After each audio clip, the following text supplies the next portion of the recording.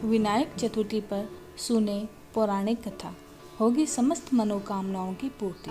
श्री गणेश चतुर्थी व्रत की पौराणिक कथा के अनुसार एक बार भगवान शिव और माता पार्वती नर्मदा नदी के किनारे बैठे थे।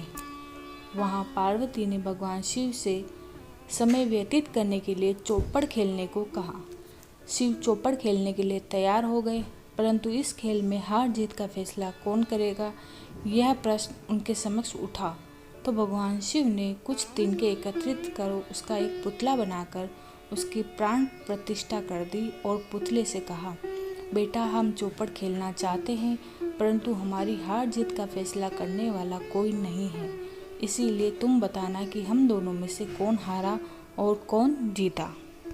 उसके बाद भगवान शिव और माता पार्वती का चौपड़ खेल शुरू हो गया। यह खेल 3 बार खेला गया और संयोग से तीनों बार माता पार्वती की जीत हुई। खेल समाप्त होने के बाद बालक से हार जीत का फैसला करने के लिए कहा गया, तो उस बालक ने महादेव को विजयी बताया। यह सुनकर माता पार्वती क्रोधित हो गई और क्रोध में उन्होंने बालक को लंगड़ा होने का और कीचड़ में पड़े रहने का श्राप दे दिया।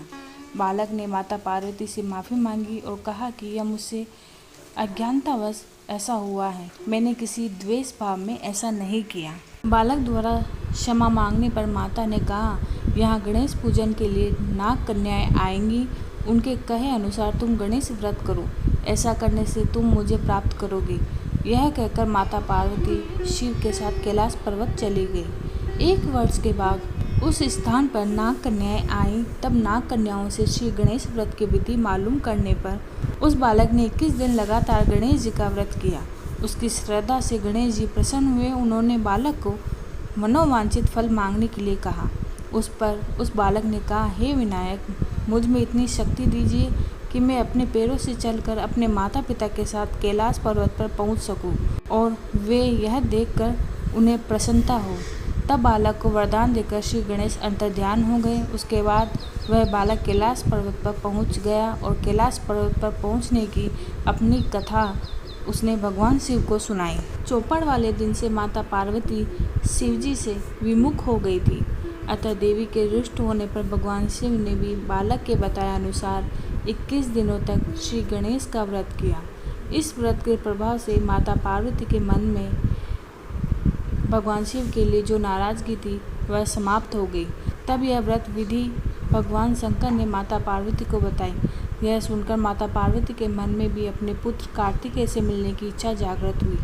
तब माता पार्वती ने भी 21 दिन तक श्री गणेश का व्रत किया और दूर्वा, फूल, लड्डुओं से गणेश जी का पूजन अर्चन किया। व्रत के 21वें दिन कार्तिकेय माता पार्वती से आ मिले। उस दिन से श्री गणेश चतुर्थी का यह व्रत समस्त मनोकामनाओं की पूर्ति करने वाला व्रत माना जाता है। इस व्रत को करने से मनुष्य के सारे कष्ट दूर होकर मनुष्य को समस्त सुख सुविधाएं प्राप्त होती हैं। जिस तरह गणपति जी ने उस बालक के सारे दुखों को हरा है, उसी तरह विनायक चतुर्थी पर भगवान गणेश कथा सुनने और पढ़ने वालों को सुख समृद्धि प्रदान करे और सारे दुखों को हरे।